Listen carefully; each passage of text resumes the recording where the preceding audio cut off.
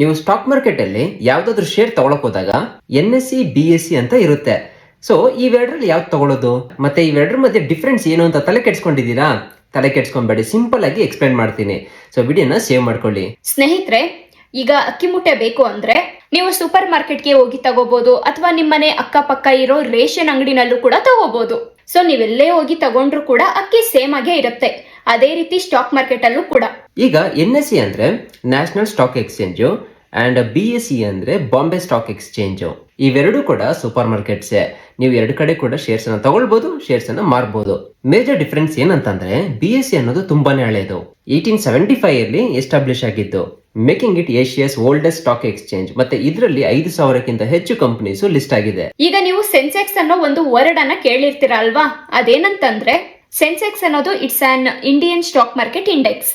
Top 30 listed companies performance ನ measure ಮಾಡೋದು. ಈಗ NSE ಮತ್ತೆ BSE ಇವೆರಡರ ಮಧ್ಯೆ ಮೇಜರ್ ಡಿಫರೆನ್ಸ್ ಏನಂತಂದ್ರೆ NSE ಲೇಟೆಸ್ಟ್ ಮತ್ತೆ ಮಾಡರ್ನ್ ಟೆಕ್ನಾಲಜೀಸ್ ಮೇಲೆ ರನ್ ಆಗುತ್ತೆ. ಮತ್ತೆ ವಾಲ್ಯೂಮ್ ಕೂಡ ತುಂಬಾನೇ ಜಾಸ್ತಿ ಇರುತ್ತೆ, ಬಿಕಾಸ್ ಎಲ್ಲ ಫುಲ್ಲಿ ಆಟೋಮೇಟೆಡ್ ಮತ್ತೆ ಸ್ಕ್ರೀನ್ ಬೇಸ್ಡ್ ಅದು. ಈಗ ನಿಫ್ಟಿ ಅಂತ ಕೇಳಿರ್ತೀರಾ ಅಲ್ವಾ?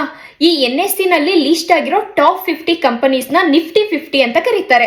ಈಗ ನೀವು ಲಾಂಗ್ ಟರ್ಮ್ ಇನ್ವೆಸ್ಟ್ಮೆಂಟ್ ಮಾಡಬೇಕು ಅಂತಂದ್ರೆ ನೀವು NSE ಅಥವಾ BSE ಇವೆರಡರ ಮಧ್ಯೆ ಯಾವ್ದು ಬೇಕೋ ಚೂಸ್ ಮಾಡ್ಕೊಬಹುದು. ಅಷ್ಟೊಂದು ಡಿಫರೆನ್ಸ್ ಏನಿರೋದಿಲ್ಲ. ಇನ್ ಕೇಸ್ ನೀವು ಇಂಟ್ರಾಡೇ ಟ್ರೇಡಿಂಗ್ ಮಾಡಬೇಕು ಅಂತಂದ್ರೆ ಆಗ NSE ನ ಚೂಸ್ ಮಾಡ್ಕೊಳ್ಳಿ, ಯಾಕಂತಂದ್ರೆ ತುಂಬಾನೇ ವಾಲ್ಯೂಮ್ ಇರುತ್ತೆ ಮತ್ತೆ ನಿಮ್ಮೆಲ್ಲ ಟ್ರಾನ್ಸಾಕ್ಷನ್ಸ್ ಸ್ಮೂತ್ ಆಗಿ ಆಗುತ್ತೆ. ಈಗ ನಿಮ್ಗೆ ಈ ವಿಡಿಯೋ ಇಷ್ಟ ಆಗಿದ್ರೆ ಈ ವಿಡಿಯೋಗೊಂದು ಲೈಕ್ ಕೊಡಿ, ಹಾಗೆ ಈ ನಮ್ಮ ಪೇಜ್ ಅನ್ನ ಫಾಲೋ ಮಾಡ್ಕೊಳ್ಳಿ.